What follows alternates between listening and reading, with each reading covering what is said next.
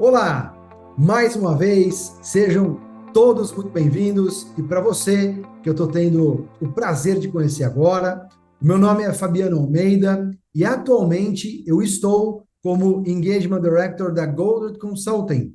Nossa empresa foi fundada pelo Dr. Goldratt, a nossa sede fica em Israel e nós temos operações na Ásia, na Europa e aqui nas Américas. Mais uma vez, eu pensei, eu respirei fundo, porque esse cara que vocês que estão nos assistindo, nos ouvindo, ele é tão generoso e já gentilmente se deu o tempo tão precioso, que inclusive, obviamente, o dele, que eu falei, cara, mais uma vez eu estou até envergonhado com o quanto eu encho o saco. Mas vamos lá. Mas para quem ainda não te conhece, meu nobre amigo Cláudio, a pergunta que não quer calar: quem é você sem dizer o que você faz? Oi, Fabiano, tudo bem, cara? Obrigado, pelo convite. É sempre uma honra estar com você e uma responsabilidade grande, né? Dado aí o tamanho e a referência que é seu canal aí no tema de teoria das restrições na prática. Bom, Cláudio Santos, eu sou pai da Duda, marido da Simone e algumas pessoas me consideram como o chato de plantão. Eu posso dizer dessa forma. Digamos que eu sou meticuloso. Legal, legal. É um prazer enorme estar aqui mais uma vez com você, viu, Cláudio? Prazer todo meu, meu cara. Prazer todo meu. Maravilha. Cara, então, direto ao ponto e vamos ao que viemos. Eu ouvi falar de que tem um tal de assunto aí de gestão de riscos que você não gosta muito. Algumas pessoas falam que talvez você já tenha estudado um pouco. Então, já que os motores estão aquecidos, a pergunta é, no seu ponto de vista, Cláudio, quais são os três principais erros, os três principais pecados capitais que os gestores frequentemente cometem, Cláudio, ao abordar o tema gestão de riscos? Fabiano, eu acho que primeiro a gente tem que fazer uma espécie de pique do que é risco, né? Porque essa é uma palavra que a gente usa de várias formas, né? E risco, assim, a gestão de risco, ela pode se manifestar de diversas formas, dependendo do negócio. Por exemplo, quando a gente fala de gestão de risco para uma pessoa de segurança do trabalho, eles têm um conceito. Quando você fala para o pessoal do mercado financeiro, eles têm outro conceito, né? No risco operacional, que é basicamente o que a gente vai falar hoje, o conceito é um pouco diferente também, né? Muito herdado do conceito dos bancos, né? Que as instituições financeiras são altamente reguladas, então a gestão de risco é importantíssima, né? Então, o pessoal de meio ambiente tem outro conceito de risco. Quando a gente fala de risco, a gente precisa definir, e aí é um dos primeiros problemas e pecados, como você coloca, da própria gestão de risco. As pessoas não sabem direito o que é o risco. Claro que as definições hoje são amplas, nenhuma é estanque, né? Mas, em geral, as pessoas entendem risco como o efeito das incertezas sobre os objetivos de um projeto, de um negócio ou mesmo pessoais. Então, os objetivos variam muito, né? Então, eu vou falar de cara, você não saber quais são os objetivos a ser atingidos, eles não estarem definidos claramente, já traz um problema para a análise e, consequentemente, a gestão de risco, né? Uma outra coisa é subestimar a importância da identificação dos riscos, porque, veja, o Kahneman fala muito nessa coisa do sistema 1 e sistema 2, né? Então, o sistema 1 super automático, 95% do tempo ele está trabalhando automatizado, e o sistema 2 é aquele sistema mais que calcula, né, que faz a coisa no maior detalhe, que consome mais energia do cérebro. Então, as pessoas procuram evitar estar no sistema 2 e estão sempre no sistema 1. Quando você faz isso, a identificação do risco acaba meio que sendo automática e ela sai de uma forma um pouco superficial, por vezes pobre, né? Isso te dá pouco insumo para poder fazer a análise combinada à clareza que você tem dos objetivos. Então, para mim, esses são os dois primeiros. Mas um terceiro que as pessoas falam muito, muito pouco, e foi alvo de estudo meu há 2 anos atrás, é sobre a cultura de risco que tem uma organização. Ou seja, como é que a organização toda lida com risco. Porque vamos lá, né? Você tem várias formas de fazer a gestão de risco. Você imagina que dentro de uma organização pode ter o CFO cuidando de risco, e basicamente vai falar de risco financeiro, e geralmente é assim, né? Tem área de compliance e controles internos cuidando de risco, e são outros riscos. Tem área de operações cuidando de risco, tem um monte de gente. E todo mundo tende a conversar no mesmo nível, vamos dizer assim, no que a gente chama de ERM. A maioria das empresas que tem ERM sabe do que eu estou falando, que é o Enterprise Risk Management, é o sistema de gestão de risco corporativo. Mas é muito difícil dessas áreas conversarem sobre risco. Por quê? Porque a cultura de risco é fundamental. Se o teu empregado, por exemplo, ele não está te trazendo os riscos, você não vai saber os riscos que estão acontecendo lá no chão de fábrica, não é? Você vai saber riscos que estão muito próximos de você. Então, esse é um terceiro pecado, não investir na cultura de risco para mim. Então, resumindo, né? Objetivo claro do negócio, do projeto pessoal, né? Identificar os riscos de forma meticulosa, não de forma superficial, e, por fim, investir na cultura de riscos para que tenha aí todo mundo alinhado com o que é risco. E tem frameworks maravilhosos aí para definir cultura de riscos que não são complexos, né? O IRM, por exemplo, né, o Institute of Risk Management, fornece aí um material maravilhoso de graça lá no site deles. Fantástico. E com esse pano de fundo que você colocou importante, né, Cláudio? De que nós tenhamos claro a definição de risco, como você falou no início, né? Ou seja, a depender de quem escuta, para que nós realmente tenhamos clareza que aquelas pessoas estão em torno da mesa, ou estão à mesa discutindo esse tema, que nós estamos todo mundo, pelo menos, falando a mesma língua, né? Exato. Quer ver uma coisa que é muito curiosa? As pessoas usam definições, palavras distintas para falar sobre uma mesma coisa. Por exemplo, risco e incerteza é muito comum, né? A gente fala, pô, isso é incerteza, incerteza. O outro fala isso é risco, o outro fala é ameaça, o outro fala é oportunidade. Tudo isso é risco? Não, né? Ameaças e oportunidades podem ser consideradas como riscos, né? São riscos com efeito negativo, ameaça, e risco com efeito positivo, as oportunidades. Mas, por exemplo, a incerteza não pode ser considerada como risco. A incerteza, tem um autor, né, que é o Knight, em 1921, ele escreveu o primeiro livro que trata dessa coisa do risco, e ele colocava assim, risco é tudo aquilo que você consegue, ou você conhece, ou você consegue estimar a probabilidade. Incerteza é aquilo que você não consegue estimar a probabilidade. Isso não quer dizer que as pessoas não chutam, né, a probabilidade. Esse é um outro tema, né? As pessoas, quando trabalham com probabilidades, a gente não trabalha muito bem com probabilidade. A cabeça do ser humano não entende direito como é que probabilidade funciona. Quando eu te pergunto a probabilidade de um evento acontecer no ano, quantos por cento é? Se você perguntar numa sala com 10 pessoas, vão ter 10 respostas diferentes, né?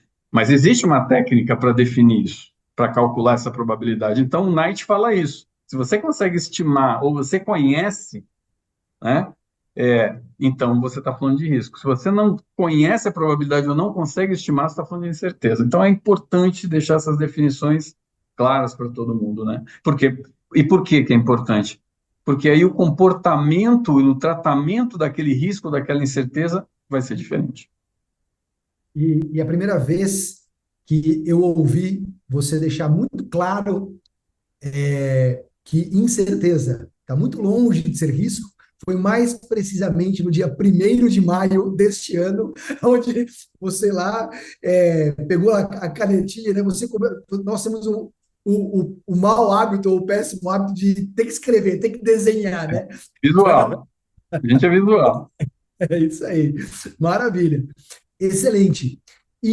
Cara, com base, então, nesses 3 pecados capitais que você gentilmente traz aqui, para quem está nos assistindo ou está nos ouvindo, quais são, Cláudio, com base na sua experiência de tantos anos que você estuda, pratica e ensina, inclusive gestão de riscos, quais são, na sua visão, as medidas práticas que os gestores podem ou devem adotar para evitar que esses erros, ou esses pecados capitais, por consequência, fortaleçam a abordagem e a cultura da gestão de riscos? Por favor, Paulo.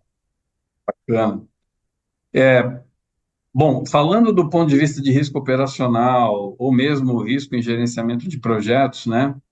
Eu diria que, por exemplo, quando a gente fala de cultura de riscos, nós, como eu falei, tem diversos frameworks para a gente aplicar, né? Eu gosto do IRM porque ele é muito, muito prático. Ah, é fácil de entender, mas talvez não seja tão fácil de implantar.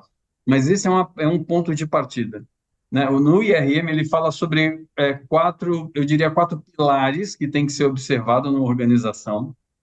Esses pilares são o que ele chama de tone from the top, ou seja, o tom que vem de cima da liderança, né? A governança de riscos, as decisões e as competências de risco.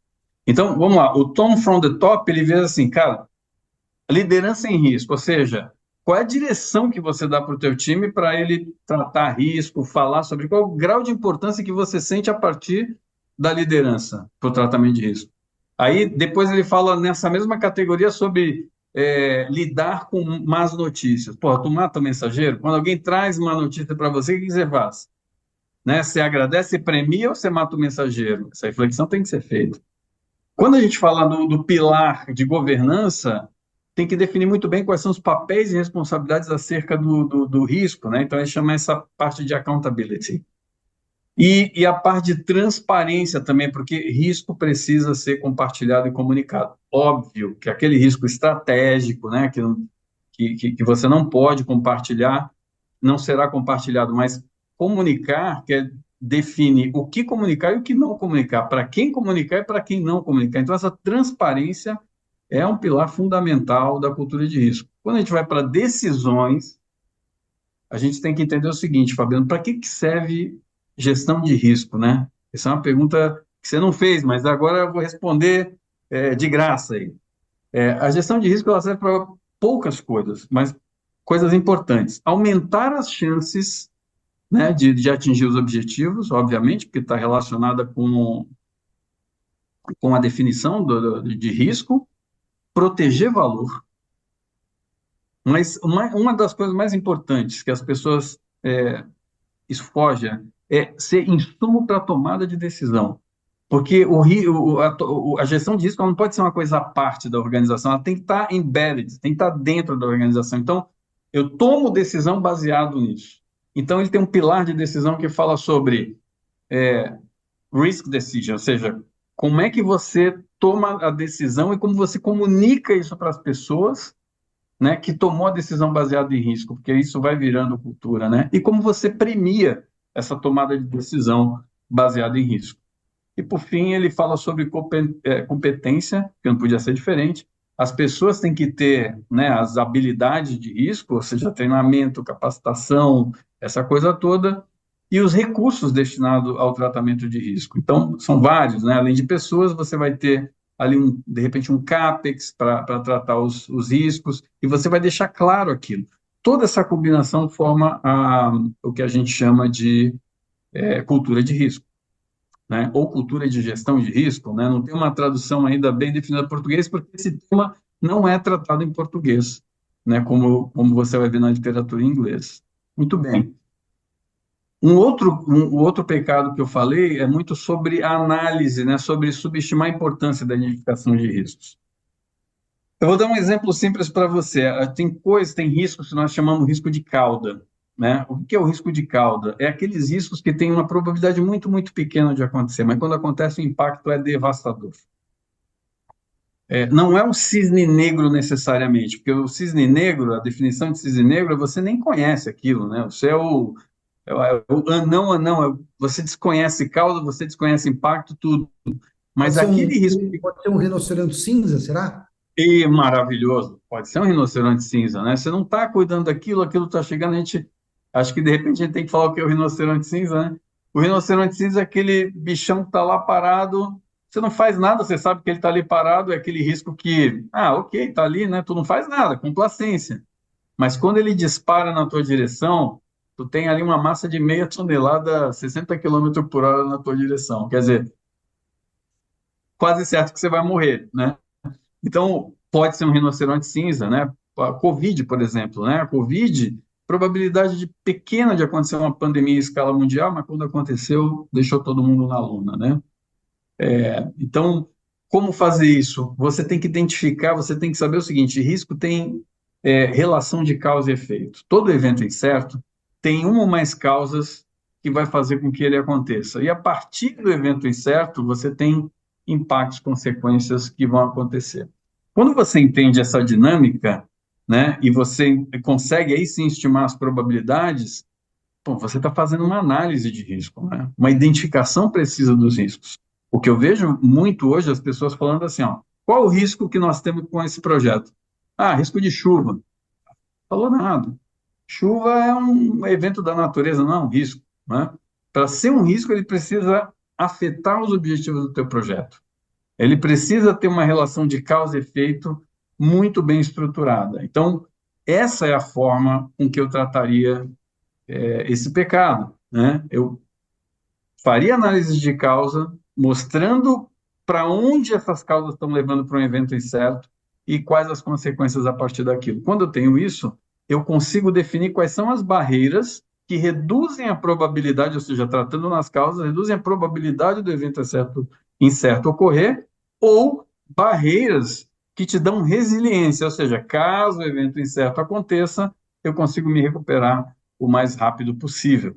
Então, isso é importante. Essas técnicas serem estudadas e praticadas pelo grupo, que já tem uma cultura de risco amadurecida, inclusive, é que vai fazer com que a gestão de risco tenha uma performance alta na sua organização. Uma outra dica sobre cultura de risco: você não pode forçar ela na organização, você tem que entender como é a cultura da organização e aí tentar, né, dar fit cultural nessa cultura de risco. Um exemplo: organizações que são altamente sociais, por exemplo, áreas comerciais e tudo mais. O pessoal gosta de evento, tudo mais e tal. Tu não vai colocar esses caras, cada um sentado lá para fazer, né, análise de risco. Pô, você vai fazer um workshop, você vai levar todo mundo para fora, né, vai pensar nisso, mas tem um momento de descontração e tal, porque é como se a tua cultura estivesse, né, essa cultura de risco estivesse fazendo parte daquela cultura da organização, não pode ser alguma coisa forçada.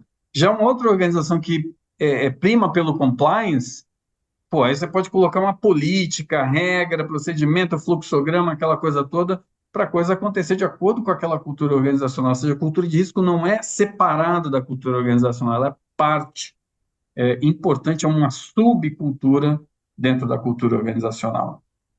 Então, basicamente, essas são as formas que eu vejo de tratar e que eu venho tratando no dia a dia. Muitas vezes eu sou conhecido, eu falei isso lá no início, né? Eu sou conhecido como um cara meio chato porque eu sou o cara da catequese, né? Tá todo dia falando sobre o mesmo assunto até que as pessoas, e dando exemplo, obviamente, né? Para que as pessoas possam se aprimorar. É, por que que você não? Quais são as hipóteses, as causas que eventualmente podem justificar grandes companhias, independentemente do segmento? Vou falar um pouquinho de segurança agora, né? Tantas Legal. empresas que investem tanto em segurança, investem, que eu quero dizer, cara, quanto vale uma vida? Preço, então, não estou falando de grana, estou falando de atenção gerencial, de tempo das pessoas e etc, né? Mas mesmo assim, cara, você passa na linha de produção, o cara tá do lado de um equipamento extremamente perigoso, o cara tá sem óculos, o cara tá sem capacete. Cara, pela sua experiência, cara, não é o que fazer para não acontecer. O que que nós, como gestores, temos que fazer a mais, temos que fazer de diferente para persuadir o cidadão a proteger a sua própria vida, Cláudio? Bacana a pergunta. Essa é a pergunta de 100 milhões de dólares, não é nem de 1 milhão de dólares, né? Porque está todo mundo atrás dessa bala de prata aí. Eu diria que hoje, né, quando a gente olha a segurança, ela tem alguns movimentos, né? Existe uma segurança ali no Brasil especificamente, né, ali no início dos anos 90, muito focada em EPI, uso de EPI, cumprir procedimento, aquela coisa toda. A gente chama isso de segurança um. E agora tem as novas visões de segurança, segurança 2, enfim, as pessoas chamam de diversos nomes, que tem uma abordagem um tanto diferente, fala sobre capacidades de segurança, né? Quando a gente olha, por exemplo, como eu te falei, né, o mundo de segurança é um mundo à parte quando a gente fala de risco. Existe algo chamado hierarquia de controles de riscos dentro da segurança e da segurança de processos, né? Essa hierarquia de controles diz o seguinte: começa lá no ápice, sendo assim, simplesmente não fazer a atividade é possível. Se você conseguir não fazer essa atividade, pronto, está seguro. Mas nem sempre isso é possível, a gente sabe, né? Então você vai para a próxima. Você consegue substituir isso por outra coisa? Ah, se eu consigo substituir, beleza, né? Por algo mais seguro, obviamente. Vamos lá. Bom, não consegue? Então, quais são as medidas de engenharia que você pode implantar, né? As medidas de engenharia são aquelas hard, né? Medidas hard. Por exemplo, ao invés do cara usar um óculos de proteção, a máquina está toda protegida. Ele não precisa usar óculos de proteção. Depois vem os procedimentos, né? Procedimentos. Isso vai ficando cada vez menos efetivo do ponto de vista de capacidade. E por fim, o EPI. O EPI é a última coisa que se usa, né? Por quê? Porque está na mão da pessoa usar ou não usar. O que a gente fala, Fabiano, é que a atenção gerencial, a derradeira restrição, né, tem que estar nisso, nas capacidades de segurança, e não nas capacidades dos indivíduos. A gente tem que gerir sistemas, não pessoas. Então, quando a gente muda essa visão, esse foco, eu estou gerindo sistemas, não pessoas, eu começo a pensar num sistema que ele, primeiro, se adapta o mais rápido possível, que é a engenharia de resiliência, né, que o pessoal tem trazido fortemente, se adapta o mais forte às necessidades daquele trabalhador, daquele grupo de trabalhadores, e não a responsabilidade toda na mão do trabalhador. Eu vou dar um exemplo. Quando eu faço um planejamento bem feito, eu tenho que levar em consideração desse planejamento, né, fatores humanos, todos os riscos que a gente tem, etc., etc., para poder definir padrões, porque as pessoas precisam seguir padrão. Se você não tem um padrão, e essa é uma discussão que a gente vem fazendo o tempo todo, se você não tem padrão, como é que você sabe que você tem um desvio? Todo desvio precisa de um padrão como referência para. Então, se você não tem padrão, o que vai acontecer é que um padrão vai emergir do time que está lá trabalhando. E esse padrão que emerge não é bom, porque é um padrão baseado em é, licença poética. Não é? As pessoas começam a fazer o que dá na cabeça deles, mas isso é importante. Um pilar da teoria das restrições. As pessoas são boas, elas querem fazer o melhor possível, o mais rápido e da forma mais eficiente. Só que às vezes ela não tem todas as informações. Então aí entram as capacidades. O gestor que tem foco em gerir sistemas e não pessoas, ele vai focar em capacidades de segurança. Então, sistemas de engenharia, substituir por coisas mais seguras, operações, processos, etc., mais seguros, e tira a decisão da mão do executante. O executante está lá para executar padrões, padrões que já foram definidos, ele já foi treinado, já foi feita análise de risco, tudo mais pelo time de planejamento, e aí se executa dessa forma. O que, via de regra, a gente consegue ver, inclusive, na Fórmula 1, né? A Fórmula 1, para a pessoa fazer o trabalho, aquele trabalho de pit stop que se faz, treina-se pra caramba. Treina-se pra caramba, né? O PDCA lá é de milissegundos, né? A melhoria. Então, aquilo são padrões, e a pessoa tem que seguir aquele padrão para não errar. É a mesma coisa no dia a dia. Se você deixou a decisão na mão do executante, invariavelmente, ele vai falhar. Porque esse é um dos primeiros princípios do que a gente chama de HOP. As pessoas vão falhar, não tem jeito. Muito interessante a sua fala. Então, eu não vou tomar para mim uma frase que eu ouvi recentemente de um amigo do Arley Braga, da Vale. Ele disse assim: eu também não sei se a frase era dele, acho que não era dele, não, também, mas enfim, ele falava assim: abre aspas, seja austero com os processos e gentil com as pessoas. Poxa, Fecha aspas. maravilhoso. Acho que vai totalmente ao Maravilhoso. ponto que você está falando, né? Ou seja, cara, austeridade nos processos, nos fluxos, nos sistemas.